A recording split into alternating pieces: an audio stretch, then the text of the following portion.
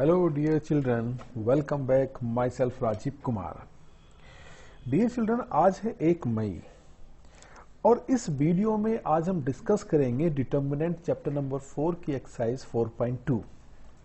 Dear children, इससे पहले मैंने क्वेश्चन नंबर 1 to 5 को डिस्कस किया था। उम्मीद करता हूँ आपको समझ में आ गए होंगे। अगर आपने नहीं देखे हैं तो यहाँ डिस्क्रिप्शन बॉक्स में एक लिंक प्रोवाइड कर रहा हूँ जहां से आप उसको देख सकते हैं और उसको समझ सकते हैं। डिटर्मिनेंट की एक्सरसाइज टोटली बेस्ड है प्रॉपर्टीज पर। प्रॉपर्टीज पर अगर आपका कमांड है तो आप अच्छे ढंग से कर सकते हैं।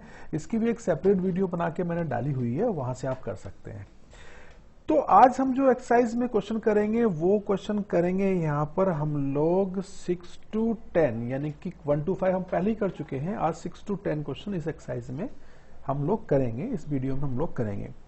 तो सारे क्वेश्चन को एक एक करके समझिए, वन बाय वन समझिए, शुरू से लेकर आखिर तक वीडियो में बने रहिए। बहुत सारे ऐसे कॉन्सेप्ट आएंगे जो आपको बताए जाएंगे। तो आगे बढ़ते एक्सरसाइज की तरफ, बने रहिए मेरे साथ। क्वेश्चन नंबर 6 देखिए। क्वेश्चन नंबर 6 में कहा गया कि इस डिटर्मिनेंट को हमें 0 के इक्वल प्रूफ करना है। तो डियर चिल्ड्रन, यहां जब ऊपर लिख के आता है कि using the property of determinant, तो वहां पर हम डिटर्मिनेंट की प्रॉपर्टी का इस्तेमाल करते हैं। ठीक है, अब हमारे पास चॉइस है कि एक्सपेंड करके सोल्व कर लीजिए, एक्सपेंड करके सोल्व कर सकते हैं, लेकिन हम ऐसा नहीं करेंगे। अब आप देखो, ये डिटर्मिनेंट जो आपको दिया गया है ये है skew symmetric determinant. Skew symmetric matrix से बड़ा डिटर्मिनेंट है क्योंकि उसका जो मेन डायगोनल है वो सब 0 0 है। ठीक है, तो स्क्यू सिमेट्रिक डिटर्मिनेंट की जो वैल्यू होती है वो हमेशा 0 होती है। तो हम इसको कैसे सोल्व करते हैं, देखिए। अब हम लोग जो यहाँ पे वर्क करेंगे वो यहाँ हम लोग थोड़ा इसको नीचे करते हैं। देखिए, हमने क्या करा, यहां जो इसका फर्स्ट रो आप ध्यान दो, तो फर्स्ट रो में है 0 1 और -1 है। सेकेंड रो जो फर्स्ट कॉलम है वो भी वही है, लेकिन अपोजिट इन साइन है, यानी कि जो ए यहां पॉजिटिव था तो ए यहां पर नेगेटिव है, यहां बी पॉजिटिव है तो यहां बी नेगेटिव, तो यहां बी पॉजिटिव दे रखा है। तो सारा खेल जो है वो निगेटिव और पॉजिटिव पर डिपेंड है। तो हमने क्या करा, हमने यहां पर फर्स्ट रो में से माइनस कॉमन निकाला, सेकंड में से माइनस कॉमन निकाला, थर्ड में से माइनस कॉमन निकाला। तीनों में जब माइनस कॉमन निकालेंगे तो -1/3 हो गया, कॉमन निकल गया। तो आप यहां देखो, तो जो पहली रो थी जो आपको दिख रही है और ऊपर जो पहली रो आपको दिखाई दे रही थी, उसमें आपको कोई चेंज नजर आ रहा है? यस, डेफिनेटली नजर आ रहा है। साइन चेंज हो गए हैं, यानी कि जितने नंबर्स थे उनके साइन चेंज हो गए हैं। ठीक है, तो साइन चेंज करने का हमें बेनिफिट क्या मिलने वाला है? हमें बेनिफिट ये मिलने वाला है कि अब हम इस डिटर्मिनेंट को ट्रांसपोज कर देंगे, यानी कि रो और कॉलम को इंटरचेंज कर देंगे। जो फर्स्ट रो है वो अब फर्स्ट कॉलम बन गया है, सेकंड रो हमारा जो सेकंड रो आपको दिख रही है वो अब सेकंड कॉलम में कन्वर्ट हो गया है। इसी तरह से जो थर्ड रो हमारे पास है वो थर्ड कॉलम में कन्वर्ट हो गया है। ठीक है, इसको कन्वर्ट करने का जो बेनिफिट हमें मिला, वो बेनिफिट ये मिला कि ये जो डिटर्मिनेंट आपको दिया गया था ये वापस वही डिटर्मिनेंट बन गया जिसको हम लेके चले थे। तो डिटर्मिनेंट को हम जो रिप्रेजेंट करते हैं वो ट्राइंगल से रिप्रेजेंट कर देते हैं। तो triangle equals to minus triangle आ गया, तो आप इसको ट्राइंगल प्लस ट्राइंगल करेंगे तो ट्रू ट्राइंगल इक्वल्स टू 0 आ गया। तो वैल्यू कितनी आगे सोल्व होके 0 आ गई। इस तरह से हमने इसको सोल्व किया। तो हमने यहाँ डिटर्मिनेंट को विदाउट एक्सपेंडिंग सोल्व करा है। तो यहाँ बहुत सारे एग्जाम में क्वेश्चन में लिखा था कि without expanding prove that the following equals to.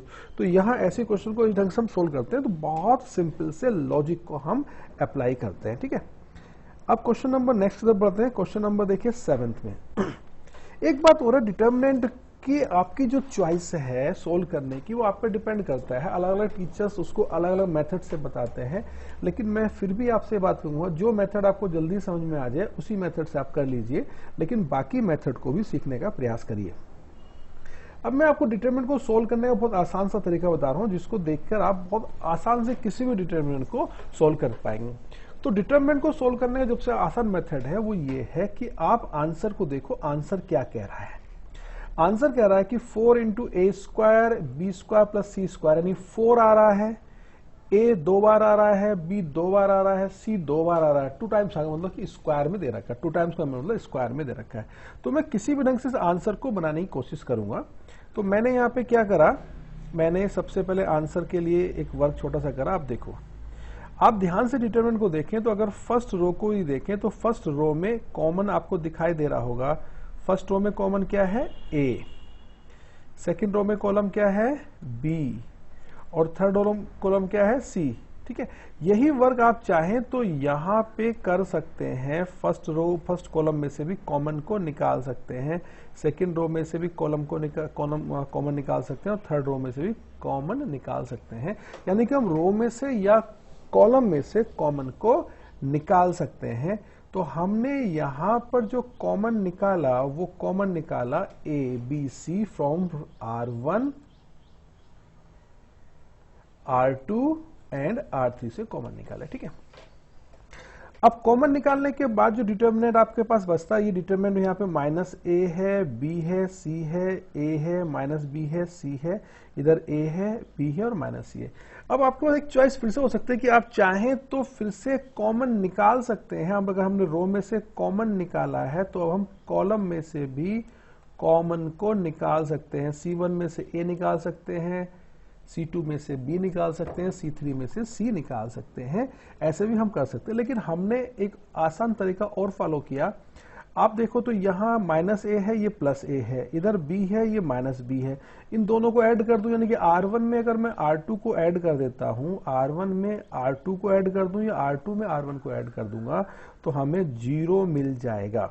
Determinant को सोल्व करने के दौरान जितने मैक्सिमम से मैक्सिमम आप 0 बना सकते हैं वो हमारी कैलकुलेशन में बहुत हेल्पफुल होते हैं और हमारा डिटरमिनेंट आसानी से सोल्व हो जाता है। ठीक है, तो हमने 0 बना लिया। अब जिस रो या कॉलम में 0 बन जाते हैं उसी के अलोंग हम एक्सपेंड कर देते हैं। तो हमने अलोंग किसके एक्सपेंड करा, हमने यहां पर फर्स्ट रो के अलोंग एक्सपेंड कर दिया। तो पहला पॉजिटिव होता है, फिर नेगेटिव, फिर पॉजिटिव, ये मैंने आपको सिखाया है। तो ये पॉजिटिव हुआ, ये नेगेटिव हुआ, ये पॉजिटिव हुआ। जहां 0 आते हैं उसको हम नहीं लिखते हैं।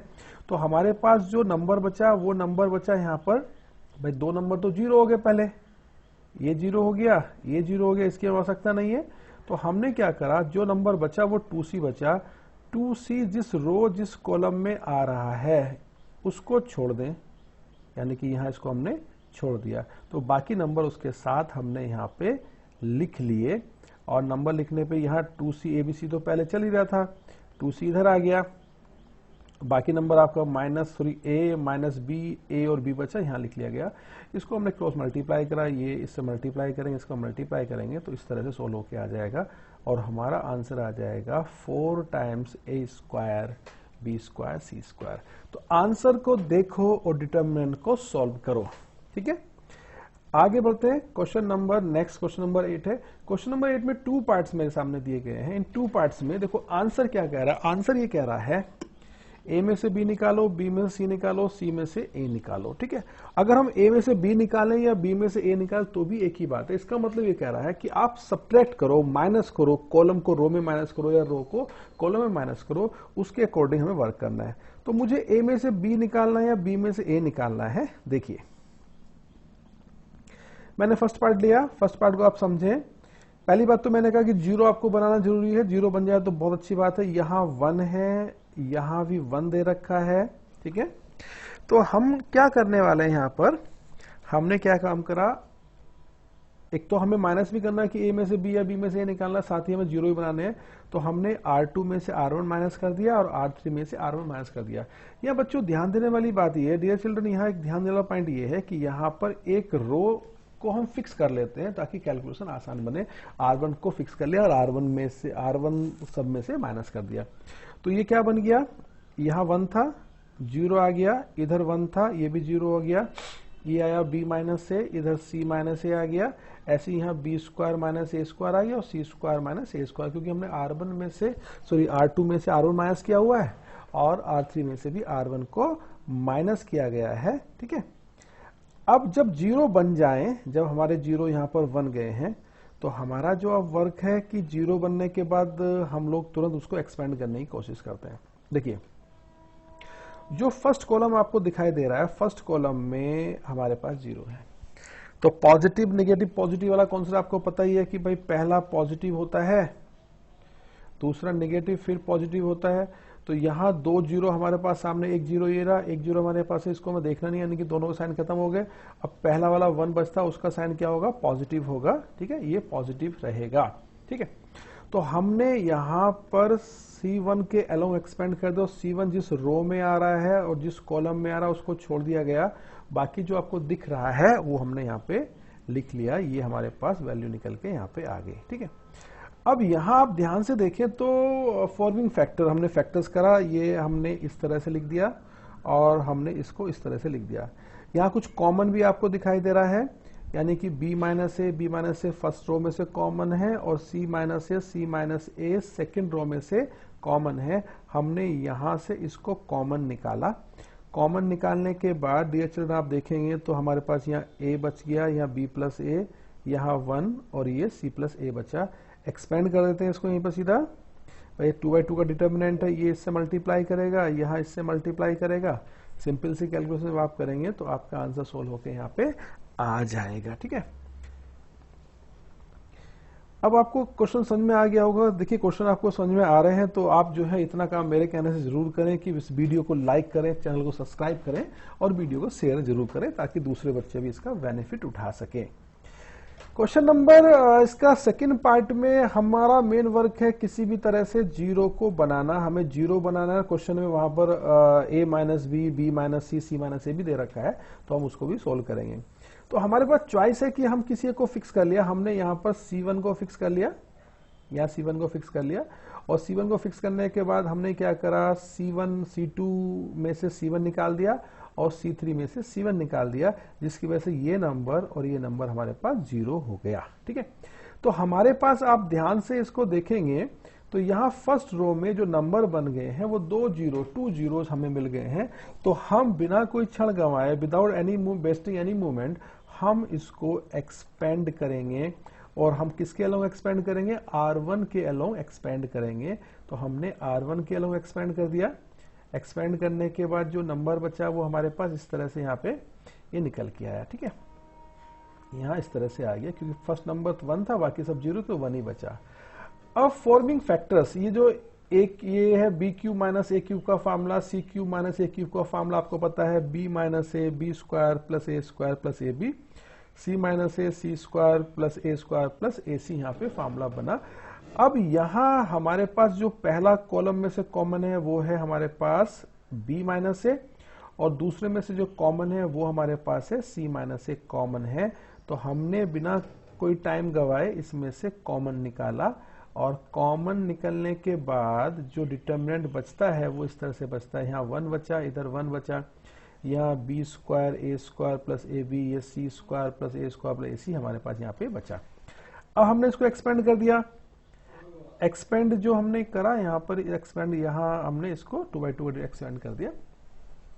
तो यहाँ ये फर्स्ट लाइन एक्सपेंड करने के बाद यहाँ पे आ गई, यहाँ पे कुछ वैल्यू कैंसिल होगी, ए स्क्वायर से ए स्क्वायर हमारे पास कैंसिल हो गया, तो हमारे पास बचा C square minus B square plus A B बचा। हमने यहाँ जानबूझ के इसको सी स्क्वायर के पास में बी स्क्वायर रखा हुआ था और ए सी के पास में हमने ए बी रखा हुआ था ताकि हमारी कैलकुलेशन आसान हो। यहाँ पर हमने फैक्टर्स कर लिए, यहाँ कॉमन ए निकाला। अब आप ध्यान दें तो कॉमन जो हमने निकाला था उस कॉमन में ये जो c plus B, C minus B और c minus B overall common निकल के यहाँ पे आ गया, तो अंदर बच गया, इस साइड में आके हमारे पास बचा c प्लस बी प्लस ए बचा, ठीक है। हमें चाहिए था b माइनस सी, हमारे पास यहाँ पर c माइनस ए है तो माइनस कॉमन निकाला तो यहाँ बन गया। तो इस तरह से पूरा क्वेश्चन हमारे पास सोल्व हो गया। सिंपल सी कैलकुलेशन है, इसको आप आसानी से आप देख सकते हैं, इसको समझ सकते हैं। तो क्वेश्चन इससे कंप्लीट हो गया है। क्वेश्चन नंबर 9 की तरफ बढ़ रहे हैं। इस वीडियो में हम कुल मिला के question number 6 to 10 he discuss करेंगे, उनके पार्ट्स हैं वो भी डिस्कस करेंगे। अब यहाँ क्वेश्चन नंबर 10 जितने क्वेश्चन है सारे एग्जामिनेशन पॉइंट ऑफ व्यू के हिसाब से इंपॉर्टेंट क्वेश्चन है, बहुत एग्जाम में कई बार आए हुए हैं, तो इनको ध्यान से समझे, ध्यान से करें।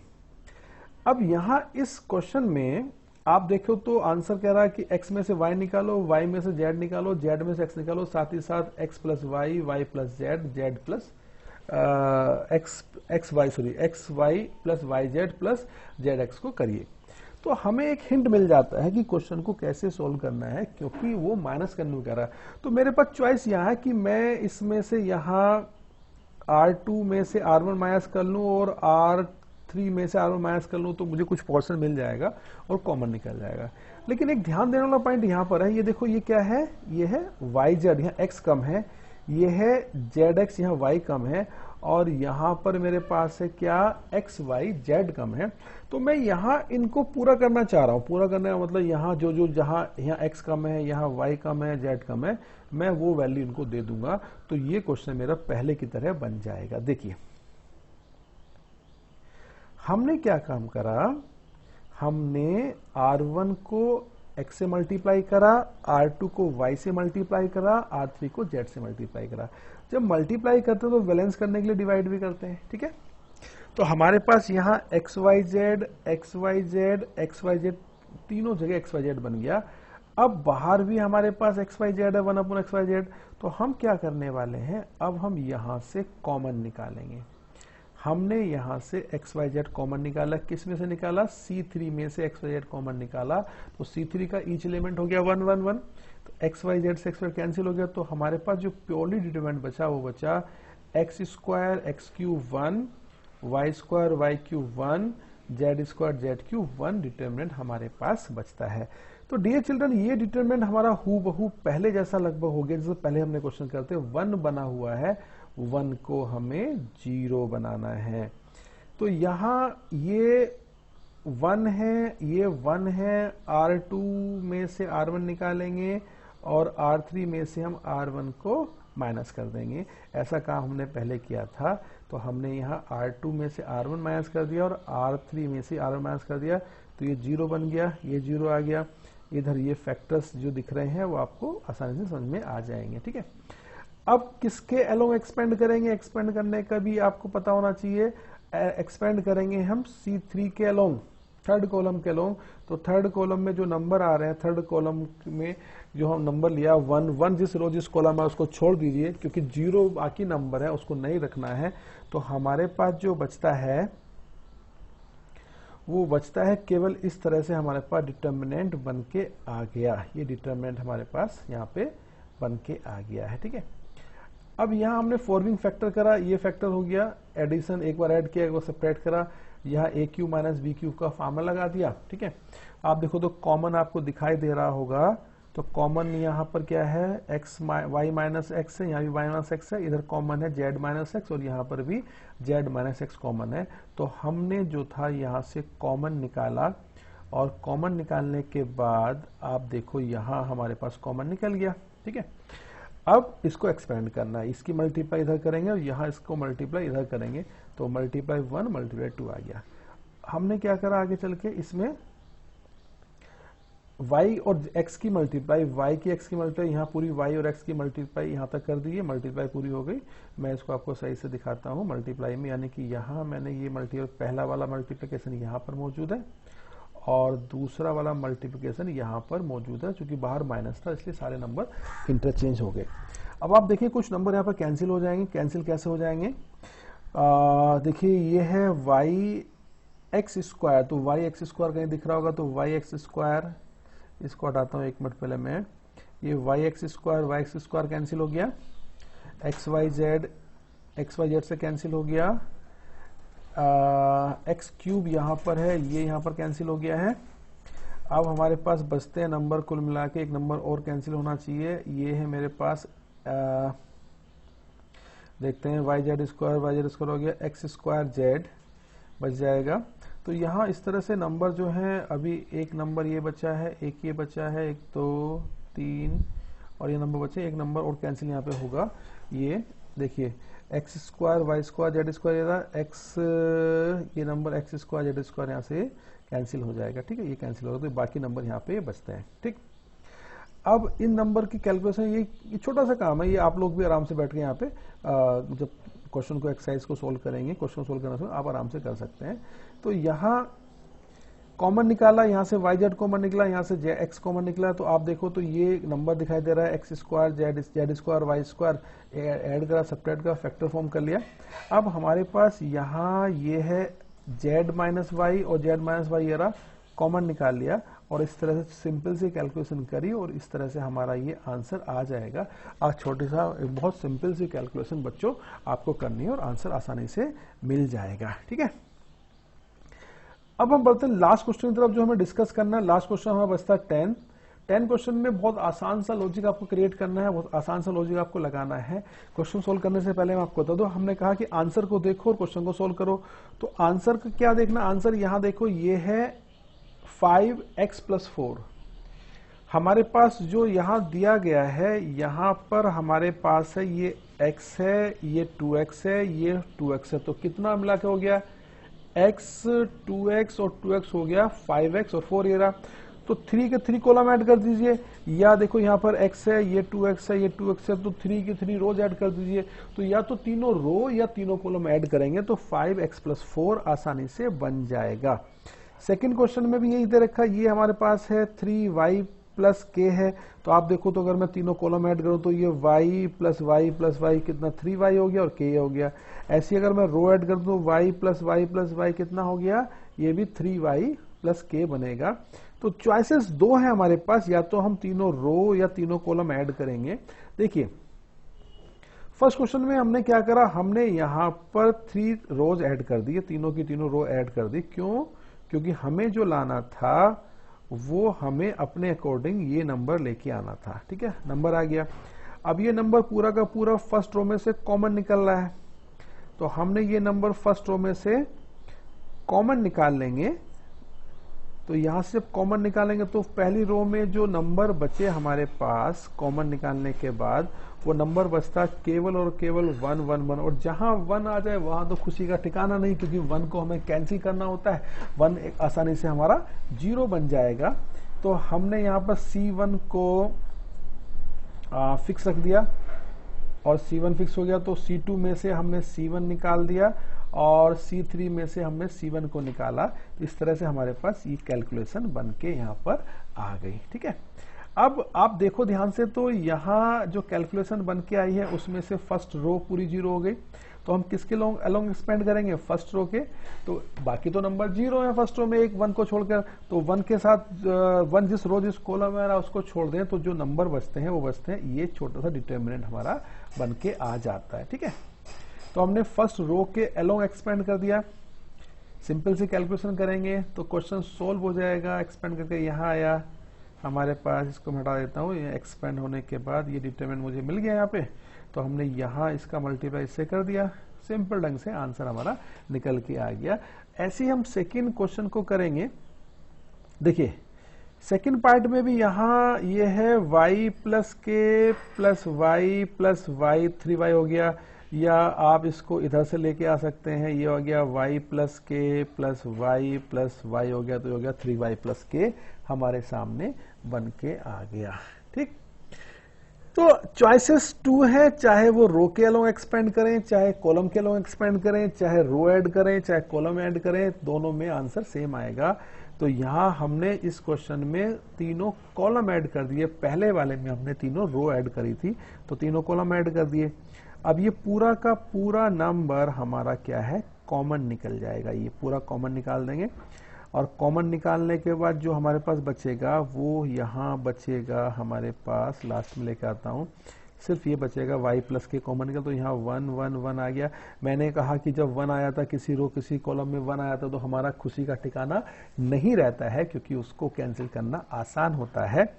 अब जब 1 बन गया तो हम क्या करेंगे, R2 में से R1 माइनस करेंगे और R3 में से भी R1 को माइनस करेंगे। माइनस करने पर हमें यहाँ पर इस तरह का डिटरमिनेंट मिलेगा। एक्सपेंड किसके अलोंग करेंगे, एक्सपेंड हम करेंगे सीधा C1 के अलोंग एक्सपेंड कर देंगे, क्योंकि C1 में 2 0 हमें मिले हुए हैं। और चूंकि 1 है तो 1 के ही नंबर आएंगे, बाकी कोई नंबर नहीं आएगा तो 1 के नंबर आएंगे। k 0 0 के यहाँ पे बन के आएगा। तो हमने इसको अलोंग एक्सपेंड कर दिया, हमारे पास नंबर बचा ये। ठीक है, क्या नंबर बच गया बच्चों, अगर आप देखें इस पे स्क्रीन पे, तो नंबर बचा हमारे पास K0 के, इसको एक्सपेंड कर देंगे यहाँ पे आराम से, तो K स्क्वायर आएगा 16K, और हमें यही आंसर चाहिए था, यही हमारा रिक्वायरमेंट है, हमें यही लेके आना था। ठीक है, तो आसानी से आपको समझ में आ गया, बहुत आसान से मेथड से मैंने आपको समझाया है। उम्मीद करता हूँ ये मेरा पढ़ाया हुआ वीडियो आपको समझ में आया होगा। आज इस वीडियो में हमने क्वेश्चन नंबर 6 to 10 करे हैं। आगे वीडियो में हम नेक्स्ट क्वेश्चन करेंगे, एक्सरसाइज कंप्लीट करेंगे। क्योंकि क्वेश्चन बड़े बड़े होते हैं, वीडियो ज्यादा लंबा हो सकता है, इसलिए हम छोटे छोटे पार्ट से वीडियो को बना रहे हैं। तो आई होप आपको समझ में आया होगा। अगर आपको समझ में आया है तो प्लीज वीडियो को लाइक करें, चैनल को सब्सक्राइब करें, और साथ ही साथ वीडियो को शेयर करें। मिलता हूं कल एक नई वीडियो के साथ। Stay healthy, stay fit, keep learning. जय हिंद, जय भारत।